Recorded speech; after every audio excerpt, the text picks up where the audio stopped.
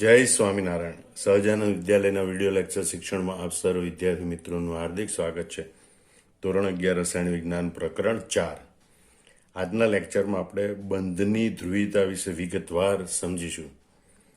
સૌથી પહેલા તો ધ્રુવીયતા એટલે ધ્રુવ હોવા તે. ધ્રુવ એટલે ધ્રુવ અને ઋણધ્રુવ, અને બંધની ધ્રુવીયતા એટલે કે બંધમાં ધનધ્રુવ અને ઋણધ્રુવ હોવા તે. એટલે આપણે જે સહસંયોજક બંધની કલ્પના કરીએ છીએ કે એમાં ભાગીદારીમાં ઇલેક્ટ્રોન યુગ્મ હોય છતાં એમાં ધનધ્રુવ અને ઋણધ્રુવ ઉદ્ભવે એવી ઘટના સમજવાની. એવી ઘટના એટલે બંધની ધ્રુવીયતા. એટલે પ્રાથમિક રીતે હમણાં આપણે એવો ખ્યાલ બાંધીએ, ધ્રુવીયતા હોવી એટલે ધનધ્રુવ અને ઋણધ્રુવ હોવા બંધની અંદર. બરોબર? બંધમાં સહસંયોજક બંધ હોય કે આયની બંધ હોય. હવે એના માટે શરૂઆત આપણે આવી રીતે કરીએ કે ભાઈ 100% આયનીય કે 100% સહસંયોજક બંધ હોવો એક આદર્શ પરિસ્થિતિ છે. બરોબર? હકીકતમાં કોઈ પણ બંધ સંપૂર્ણ સહસંયોજક કે સંપૂર્ણ આયનીય હોતો નથી. યાદ રાખજો, 100% આયનીય કે 100% સહસંયોજક બંધ હોવો એ આદર્શ પરિસ્થિતિ. આપણે પણ જાણીએ કે જીવનમાં કોઈ પણ વ્યક્તિ કે કોઈ પણ વસ્તુ 100% સંપૂર્ણ તો હોય જ નહીં. બરોબર? થોડું તો આગું પાછું હોય જ. તો અહીંયા પણ આપણે કહીએ કે હકીકતમાં કોઈ પણ બંધ સંપૂર્ણ સહસંયોજક કે સંપૂર્ણ આયનીય હોતો નથી. દાખલા તરીકે ઉદાહરણ દ્વારા સમજવાનો પ્રયત્ન કરીએ. બે સમાન હાઇડ્રોજન પરમાણુ વચ્ચે રચાતો સહસંયોજક બંધ હોય. બરોબર? એનું ઇલેક્ટ્રોન વાદળ માનો કે આવી રીતે વહેંચાયેલું હોય, તો પછીથી તમારે ભણવાનું હશે કે વિક્ષેપન એટલે કે એક પ્રકારનો ધક્કો લાગે. એના કારણે ક્યારેક થોડી વાર માટે પણ ઇલેક્ટ્રોન વાદળ એક બાજુ થોડું વધારે ધકાયેલું રહે. જે વધારે ધક્કો ખાયેલું વાદળ હોય અથવા તો વધારે ઇલેક્ટ્રોન ઘનતા ધરાવતો ભાગ હોય ત્યાં આંશિક ઋણ વીજભાર ઉદ્ભવે અને બીજી તરફ આંશિક ધન વીજભાર ઉદ્ભવે. એટલે થોડી વાર માટે પણ એ સહસંયોજક લક્ષણ ગુમાવે અને થોડું આયની લક્ષણ ઉદ્ભવે. મતલબ આ બંધ બે હાઇડ્રોજન પરમાણુ, બે સમાન પરમાણુ બંને સરખા ઇલેક્ટ્રોનની ભાગીદારી મૂકે એટલે સંપૂર્ણ સહસંયોજક બંધ હોવો જોઈએ એવી આપણે કલ્પના કરી શકીએ. પણ એમાં પણ થોડા અંશે આયની લક્ષણ ઉદ્ભવી શકે છે. બરોબર? તો એવી રીતે આપણે જાણીએ કે ભાઈ સોડિયમ પરમાણુ ઇલેક્ટ્રોન આપી દે, ક્લોરીન પરમાણુ ઇલેક્ટ્રોન મેળવી લે એટલે ઇલેક્ટ્રોન સંપૂર્ણપણે ક્લોરીન પાસે છે અને આની પાસે બિલકુલ ધનવીજભાર છે. અને છતાં આ ઇલેક્ટ્રોન વાદળ છે એ આ ધનવીજભારને કારણે થોડું પણ આ સોડિયમ તરફ આકર્ષાયેલું હોય છે. બરોબર? એટલે આ આયની બંધ હોવા છતાં એમાં થોડું ઘણું સહસંયોજક લક્ષણ પણ ઉદ્ભવે છે. એટલે આ ઘટના ખાસ યાદ રાખવાની. ફરીથી તમે આખી વાત જોઈ લો. 100% આયની કે 100% સહસંયોજક બંધ હોવો એ આદર્શ પરિસ્થિતિ છે. હકીકતમાં કોઈ પણ બંધ સંપૂર્ણ સહસંયોજક કે સંપૂર્ણ આયની હોતો નથી. બે સમાન હાઇડ્રોજન પરમાણુ હોય તો એની વચ્ચે રચાતો સહસંયોજક બંધ એમાં પણ કંઈક અંશે આયની લક્ષણ હોય. એ જ રીતે Na+ અને Cl- જેવા આયનો વચ્ચે રચાતા આયની બંધ એમાં પણ કંઈક અંશે સહસંયોજક લક્ષણ હોય છે. હવે આ ધ્રુવીયતાના આધારે એટલે જ આપણે બે પ્રકાર પાડીશું બંધના, અધ્રુવીય સહસંયોજક બંધ અને ધ્રુવીય સહસંયોજક બંધ. તો પહેલા આપણે અધ્રુવીય સહસંયોજક બંધ સમજી લઈએ. H2O2, N2, Cl2 જેવા અણુઓમાં ભાગીદારીમાં રહેલા ઇલેક્ટ્રોન યુગ્મો બંને પરમાણુના કેન્દ્ર વડે સરખી રીતે આકર્ષિત હોય છે. હાઇડ્રોજન હાઇડ્રોજન એમાં ઓક્સિજન ઓક્સિજન એમાં 2 ઇલેક્ટ્રોન યુગ્મ, નાઇટ્રોજન નાઇટ્રોજન વચ્ચે 3 ઇલેક્ટ્રોન યુગ્મ, બરોબર? ક્લોરીન વચ્ચે 1 ઇલેક્ટ્રોન યુગ્મ. તો અહીંયા બંને પરમાણુઓ સરખા છે, બંને પરમાણુના કેન્દ્રની પરિસ્થિતિ સરખી છે અને માટે આ ભાગીદારીમાં રહેલા ઇલેક્ટ્રોન યુગ્મ બંને પરમાણુના કેન્દ્ર વડે સરખી રીતે આકર્ષાયેલા હોય. બરોબર? પરિણામે ઇલેક્ટ્રોન યુગ્મ છે બંને પરમાણુના કેન્દ્રથી સમાન અંતરે બરોબર મધ્યમાં ગોઠવાય છે. આ ઇલેક્ટ્રોન યુગ્મ છે એ બંને પરમાણુના કેન્દ્રથી બરોબર સરખા અંતરે ગોઠવાય છે. અને બરોબર મધ્યમાં ગોઠવાય. તો આવું જ્યારે બનતું હોય તો એવા બંધને અધ્રુવીય સહસંયોજક બંધ કહે છે. યાદ રાખજો. બરોબર. સાવ સહેલી વાત છે. ધ્રુવીયતા આમાં લગભગ ઉદ્ભવતી નથી, એટલે કે ધંધ્રુ ઋણધ્રુવ આમાં ઉદ્ભવતા નથી. આ બહુ આંશિક રીતે ઉદ્ભવ જેને અવગણી શકાય. બરોબર. માટે આવા બંધને અધ્રુવીય સહસંયોજક બંધ કહેવાય. ફરીથી જોઈ લો, H2O2 N2Cl2 જેવા અણુઓમાં આ ભાગીદારીમાં રહેલા ઇલેક્ટ્રોન યુગ્મ બંને પરમાણુના કેન્દ્ર વડે સરખી રીતે આકર્ષિત થયેલા હોય છે. પરિણામે ઇલેક્ટ્રોન યુગ્મ છે એ બંને પરમાણુના કેન્દ્રથી એક સરખા અંતરે આવેલા હોય છે. બરોબર. અને બરોબર મધ્યમાં ગોઠવાય છે. તો એવો જો બંધ હોય તો એવા બંધને અધ્રુવીય સહસંયોજક બંધ કહે છે. હવે આપણે ધ્રુવીય સહસંયોજક બંધ સમજવાનો પ્રયત્ન કરીએ. પહેલા ઉદાહરણ આપી કે ભાઈ HF જેવા વિષમ કેન્દ્રીય અણુમાં બે પરમાણુ વચ્ચે ભાગીદારીમાં રહેલું ઇલેક્ટ્રોન યુગ્મ ફ્લોરીન તરફ ખેંચાય છે. બરોબર. કારણ કે ફ્લોરીનની વિદ્યુત ઋણતા એ હાઇડ્રોજનની વિદ્યુત ઋણ કરતા વધારે હોય છે. આપણે જાણીએ કે ભાઈ ફ્લોરીન અને હાઇડ્રોજન વચ્ચે બંધ રચાય. બરોબર. તો આ હાઇડ્રોજનનું ઇલેક્ટ્રોન યુગ્મ ટપકાવાળું છે ફ્લોરીનનું ઇલેક્ટ્રોન યુગ્મ. એટલે આ રીતે ભાગીદારીમાં બંધ રચાય. પરંતુ ફ્લોરીનની વિદ્યુત ઋણતા વધારે છે, એટલે કે ભાગીદારીમાં રહેલા ઇલેક્ટ્રોન યુગ્મને આકર્ષવાની ક્ષમતા વધારે છે. અને એટલે આ ઇલેક્ટ્રોન યુગ્મ ભલે ભાગીદારીમાં હોય પણ એ ફ્લોરીન તરફ થોડું આકર્ષાયેલું રહે. અને માટે HF બંધનું ઇલેક્ટ્રોન યુગ્મ છે એ આવી રીતે આપણને ફેલાયેલું હોય એમ માલુમ પડે. બરોબર. એટલે કે ઇલેક્ટ્રોન વાદળની ઘનતા ફ્લોરીન પર વધારે હોય, હાઇડ્રોજન પર ઓછી હોય.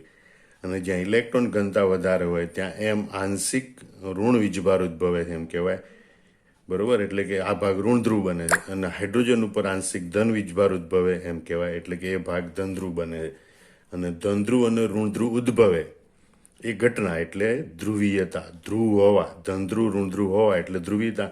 આમ HF બંધમાં ધ્રુવીયતા એમ કહેવાય. અને આવા બંધને ધ્રુવીય સહસંયોજક બંધ કહેવાય. બરોબર. ફરતી જોઈ લો, HF જેવા વિષમ કેન્દ્રીય અણુ. વિષમ કેન્દ્રીય એટલે બે જુદા જુદા પરમાણુ ધરાવતા અણુ.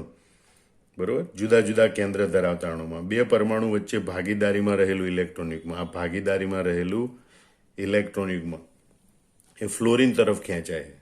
એ ફ્લોરીન તરફ ખેંચાય કારણ કે ફ્લોરીનની વિદ્યુત ઋણતા એ હાઇડ્રોજનની વિદ્યુત ઋણતા કરતાં વધારે. ફ્લોરીનની વિદ્યુત ઋણતા 4.0 છે, હાઇડ્રોજનની વિદ્યુત ઋણતા 2.3 છે. તો આમ ફ્લોરીન તરફ ઇલેક્ટ્રોન યુગ્મ આકર્ષાય એટલે ફ્લોરીન પરમાણુ પર આંશિક ઋણ વીજભાર ઉદ્ભવે, જેને આપણે ડેલ્ટા માઇનસ કહીશું. અને હાઇડ્રોજન પરમાણુ પર આંશિક ધન વીજભાર ઉદ્ભવે, જેને આપણે ડેલ્ટા પ્લસ કહીશું. અને આવો બંધ કે જેમાં એક છેડે ઋણધ્રુવ હોય, બીજા છેડે ધનધ્રુવ હોય, બે ધ્રુવ ઉદ્ભવેલા હોય, તો આવા સહસંયોજક બંધને ધ્રુવીય સહસંયોજક બંધ કહે છે. અને આવા ધ્રુવીય સહસંયોજક બંધ બનવાની ઘટના એને ધ્રુવીયતા કહે છે. એટલે કે HF અણુમાં ધ્રુવીયતા જોવા મળે છે અને HF બંધ એ ધ્રુવીય સહસંયોજક બંધ હોય છે. જો સહસંયોજક બંધ ધ્રુવીય હોય તો એમાં એક દ્વિધ્રુવ ચાકમાત્રાનો અગત્યનો ગુણધર્મ ઉદ્ભવે છે. એટલે કે એવા ધ્રુવીય અણુને જ્યારે ચુંબકીય ક્ષેત્રમાં મૂકવામાં આવે ત્યારે ચોક્કસ માત્રામાં ભ્રમણ કરે છે, જેને દ્વિધ્રુવ ચાકમાત્રા કહેવાય. એટલે કે એની ચુંબકની વચ્ચે મૂકવામાં આવે અથવા તો ચુંબકીય ક્ષેત્રમાં મૂકવામાં આવે ત્યારે આવા અણુઓ પરિભ્રમણ પામતા હોય છે. અને એ મૂલ્ય એને કહેવાય દ્વિધ્રુવ ચાકમાત્રા. પણ એનું ગણતરી કરી શકાય એ માટે અમુક દ્વિધ્રુવ ચાકમાત્રાની ચોક્કસ વ્યાખ્યા આપવામાં આવે, જે આ પ્રમાણે છે. ધ્રુવીય સહસંયોજક બંધમાં પરમાણુ પરના વીજભારની માત્રા. યાદ રાખજો, પહેલું શું છે? પરમાણુ પરના વીજભારની માત્રા, વીજભારનું મૂલ્ય, તેમજ ધન આયન અને ઋણ આયનના વીજભારના, ધન અને ઋણ વીજભારના કેન્દ્ર વચ્ચેનું અંતર, એ બંનેના ગુણાકારને દ્વિધ્રુવ ચાકમાત્રા કહે છે.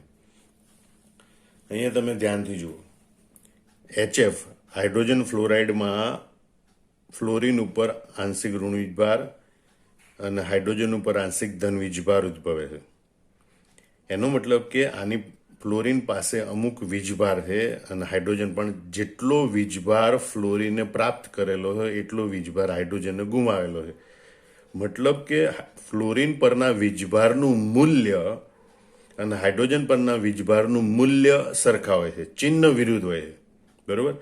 અને એ પરમાણુ પરના વીજભારનું મૂલ્ય લેવાનું છે. એટલે કે હાઇડ્રોજન પરના ધન વીજભારનું મૂલ્ય એટલું જ ફ્લોરિન પરના ઋણ વીજભારનું મૂલ્ય, અને એને કહેવાય પરમાણુ પરના વીજભારનું મૂલ્ય ક્યુ. અને બે પરમાણુના ધન વીજભારનું કેન્દ્ર અને ઋણ વીજભારનું કેન્દ્ર એની વચ્ચેનું અંતર માનો કે ડી છે, બરોબર. તો એ ક્યુ ગુણ્યા ડી કરો તો એને દ્વિધ્રુવમાં ચાક માત્રા કહેવાય, અને મ્યુ સંજ્ઞા વડે દર્શાવે છે, બરોબર. ધ્યાનથી જોઈ લો કે ભાઈ ધ્રુવીય સહસંયોજક બંધ, બરોબર.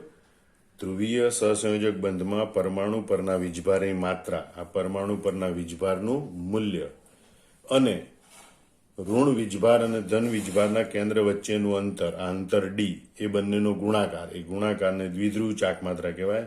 એને મ્યુ સંજ્ઞા વડે દર્શાવવામાં આવે છે.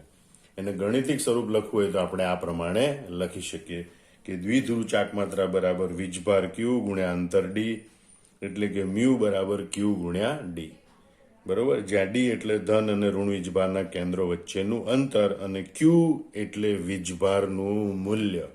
આવી રીતે તમે સમજી શકો છો, બરોબર. ફરીથી એકવાર તમે ધ્યાનથી જોઈ લો. સહસંયોજક બંધની ધ્રુવીતાને કારણે એવા સહસંયોજક બંધ ધરાવતા અણુમાં દ્વિધ્રુવ ચાક માત્રા ઉદ્ભવે. એની વ્યાખ્યા આ પ્રમાણે છે: ધ્રુવીય સહસંયોજક બંધમાં પરમાણુ પરના વીજભારની માત્રા અને ધન અને ઋણ વીજભારના કેન્દ્ર વચ્ચેનું અંતર, એ બંનેના ગુણાકારને દ્વિધ્રુવ ચાક માત્રા કહે છે. તેને મ્યુ સંજ્ઞા વડે દર્શાવે છે. એને ગણિતિક સ્વરૂપે લખવું હોય તો આમ લખાય: મ્યુ બરાબર ક્યુ ઇન્ટુ ડી. ક્યુ એટલે પરમાણુ પરના વીજભારની માત્રા, અને ડી એટલે ધન અને ઋણ વીજભારના કેન્દ્રો વચ્ચેનું અંતર. આમ ધ્રુવીય સહસંયોજક બંધ ધરાવતા અણુમાં દ્વિધ્રુવ ચાક માત્રા જોવા મળે. અને દ્વિધ્રુવ ચાક માત્રા એ સદિશ રાશિ છે. આપણે દ્વિધ્રુવ ચાક માત્રાનું સૂત્ર લખ્યું: મ્યુ બરાબર ક્યુ ઇન્ટુ ડી. ક્યુ એટલે પરમાણુ પરનો વીજભાર, અને ડી એટલે એ બે પરમાણુના કેન્દ્ર વચ્ચેનું અંતર. પણ અહીંયા મ્યુ એટલે કે દ્વિધ્રુવ ચાક માત્રા એ સદિશ રાશિ છે. પ્રણાલિકા મુજબ, એટલે કે જૂના રિવાજ મુજબ, કે ભાઈ તીર છે, માનો કે HF બંધ છે, ફ્લોરિન ઉપર આંશિક ઋણ વીજભાર, હાઇડ્રોજન ઉપર આંશિક ધન વીજભાર. તો પૂંછડી છે, તીરની પૂંછડી, એને ઋણ કેન્દ્ર તરફ, અને શીર્ષ છે એને ધન કેન્દ્ર તરફ દર્શાવાય છે, બરોબર. એટલે યાદ રાખજો, પૂંછડીને ઋણ કેન્દ્ર અને શીર્ષને ધન કેન્દ્ર તરફ દર્શાવાય છે. એટલે આ પ્રણાલિકા જૂના રિવાજ મુજબ. પણ રસાયણ વિજ્ઞાનમાં દ્વિધ્રુવ ચાક માત્રાને આવા ક્રોસ કરેલા તીર વડે દર્શાવે, કે એની પૂંછડી પર ચોકડી મારેલી હોય, ક્રોસ કરેલો હોય, જેમાં ક્રોસને ધન છેડા તરફ અને શીર્ષને ઋણ છેડા તરફ દર્શાવે છે. દાખલા તરીકે HF અણુમાં તમે જુઓ કે આ ધન છેડો હાઇડ્રોજન પરમાણુ પર છે, તો એની પર એ તરફ ક્રોસ દર્શાયેલો છે તીરનો, અને તીરનું શીર્ષ છે આ ઋણ છેડા તરફ દર્શાયેલું છે. એટલે રસાયણ વિજ્ઞાનમાં દ્વિધ્રુવ ચાક માત્રાને આવી રીતે દર્શાવવામાં આવે. યાદ રાખજો, ક્રોસ કરેલું તીરનો ભાગ હોય એને ધનધ્રુવ તરફ અથવા ધન છેડા તરફ, અને શીર્ષનો ભાગ હોય તીરનો એને ઋણધ્રુવ તરફ, એટલે કે ઋણ છેડા તરફ દર્શાવવામાં આવે છે. તીરની સંજ્ઞા એ અણુમાં ઇલેક્ટ્રોન ઘનતાના સ્થાનાંતરણની દિશા દર્શાવે. મતલબ આ તીર દર્શાવે કે ઇલેક્ટ્રોન ઘનતા આ બાજુ વધુ સ્થાનાંતર પામેલી છે, હાઇડ્રોજન બાજુ ઓછી સ્થાનાંતર પામેલી છે, બરોબર. એને આપણે આવી રીતે પણ દોરી શકીએ કે ભાઈ હાઇડ્રોજન તરફ ઘનતા ઓછી છે, ફ્લોરિન તરફ ઘનતા વધારે છે. અહીંયા ક્રોસ યાદ રાખજો, ક્રોસ તીરની દિશા એ પ્રણાલીગત દ્વિધ્રુવ ચાક માત્રાની વિરુદ્ધ દિશામાં હોય છે. આ ક્રોસ તીરની દિશા એ પ્રણાલીગત ચાક માત્રા છે એની વિરુદ્ધ દિશા હોય છે. ફરીથી આખી વાત સમજી લો. દ્વિધ્રુવ ચાક માત્રા એ સદિશ રાશિ છે, એને આવા નાના તીર વડે દર્શાવાય છે. તીરની પૂંછડીને ઋણ કેન્દ્ર તરફ અને શીર્ષને ધન કેન્દ્ર તરફ દર્શાવાય છે, આ પ્રણાલિકા મુજબ. પણ હાલમાં રસાયણ વિજ્ઞાનમાં દ્વિધ્રુવ ચાક માત્રાને ક્રોસ કરેલા તીર વડે દર્શાવે. એમાં ક્રોસને ધન છેડા તરફ અને શીર્ષને ઋણ છેડા તરફ ગોઠવવામાં આવે છે. અને આ તીરની સંજ્ઞા છે એ અણુમાં ઇલેક્ટ્રોન ઘનતાના સ્થાનાંતરણની દિશા દર્શાવે છે. અહીંયા ક્રોસ તીરની દિશા એ પ્રણાલીગત દ્વિધ્રુવ ચાક માત્રાની દિશાની વિરુદ્ધ હોય છે. બહુપરમાણવીય અણુમાં દ્વિધ્રુવ ચાકમાત્રા એ જુદા જુદા બંધની દ્વિધ્રુવ ચાકમાત્રાના સદિશ સરવાળા બરાબર હોય છે. બરોબર. દાખલા તરીકે H2O અણુઓની રચના વળેલી છે, એમાં HOH બંધ કોણ હોય. આ બે OH બંધ છે, બંને OH બંધ ધ્રુવીય છે. બંને OH બંધની ધ્રુવીયતા એટલે કે દ્વિધ્રુવ ચાકમાત્રાની દિશા અમુક ચોક્કસ અંશના ખૂણે રહેલી છે. સદિશ સરવાળાના નિયમ મુજબ સમાંતર બાજુ ચતુષ્કોણ દોરવાનો આ ખૂણા ઉપર, અને એનો વિકર્ણ છે એ વિકર્ણની દિશા અને વિકર્ણની લંબાઈ એ પરિણામી દ્વિધ્રુવ ચાકમાત્રાનું મૂલ્ય દર્શાવે. બરોબર. આ ઉપરાંત ઘણી વખત આમાં અબંધકારક ઇલેક્ટ્રોન યુગ્મ છે એ પણ એ જ દિશામાં હોય તો દ્વિધ્રુવ ચાકમાત્રામાં વધારો કરતા હોય છે. તો પ્રાયોગિક રીતે નક્કી કરેલું પાણી માટેનું ચોખ્ખી દ્વિધ્રુવ ચાકમાત્રાનું મૂલ્ય 1.85 ડીવાય છે. બરોબર. યાદ રાખજો, અહીંયા 1 ડીવાય એ આ દ્વિધ્રુવ ચાકમાત્રાનો પ્રમાણિત એકમ છે. જ્યાં 3.33564 ગુણ્યા 10⁻³ કુલમ ઇન્ટુ મીટર એટલે 1 ડીવાય એવું પ્રમાણે સ્વીકારી લીધેલું છે. બરોબર. પરથી યાદ કરી લો, 1 ડીવાય બરાબર 3.33564 ગુણ્યા 10⁻³ અને પાણી માટે ચોખ્ખી દ્વિધ્રુવ ચાકમાત્રાનું મૂલ્ય 1.85 ડીબાય મળે છે. હવે એને એસઆઈ એકમમાં લખવું હોય તો આ ડીબાયની જગ્યાએ લખવું પડે 3.33564 ગુણ્યા 10⁻³ કુલમ ઇન્ટુ મીટર. અને એટલે પાણીની ચોખ્ખી દ્વિધ્રુવ ચાકમાત્રા એસઆઈ એકમમાં આવે 6.17 ગુણ્યા 10⁻³ કુલમ ઇન્ટુ મીટર. બરોબર. CM, જ્યાં C એટલે કુલંબ અને M એટલે મીટર. અહીંયા દ્વિધ્રુવ ચાકમાત્રા 6.17 ગુણ્યા 10⁻³ કુલમ મીટર છે, જે બે OH બંધની દ્વિધ્રુવ ચાકમાત્રાની પરિણામી દ્વિધ્રુવ ચાકમાત્રા છે. આ બે OH બંધની જે દ્વિધ્રુવ ચાકમાત્રા છે એની આ પરિણામી દ્વિધ્રુવ ચાકમાત્રા છે. બરોબર. ફરીથી એકવાર સમજી લો, આવા જે બહુપરમાણવી એટલે કે બે કરતાં વધુ પરમાણુ ધરાવતા અણુઓ હોય અને એ બધામાં ધ્રુવીય સહસંયોજક બંધ હોય તો એની દ્વિધ્રુવ ચાકમાત્રા એ જુદા જુદા બંધની દ્વિધ્રુવ ચાકમાત્રાના સદિશ સરવાળા બરાબર થાય છે. H2O અણુઓની રચના આ પ્રમાણે વળેલી છે. HOH બંધ કોણ 104.5 છે. અહીંયા 104.5 ડિગ્રી. બરોબર. અને એની વચ્ચે આપણે સદિશની રીતે શોધીએ તો આ જે વિકર્ણની લંબાઈ છે એ એનું મૂલ્ય દર્શાવે અને તીરની દિશા એ પરિણામી દ્વિધ્રુવ ચાકમાત્રાની દિશા દર્શાવે. ફિઝિક્સમાં તમે સદિશ વિશે વિસ્તારપૂર્વક ભણશો. સદિશના આધારે આ પરિણામી દ્વિધ્રુવ ચાકમાત્રા શોધી શકાય. બરોબર. દ્વિધ્રુવ ચાકમાત્રા પાણીના અણુ માટે ગણતરી કરી તો આપણને મળે 6.17 ગુણ્યા 10⁻³ કુલમ ઇન્ટુ મીટર, જે આ બે OH બંધની દ્વિધ્રુવ ચાકમાત્રાની પરિણામી દ્વિધ્રુવ ચાકમાત્રા છે.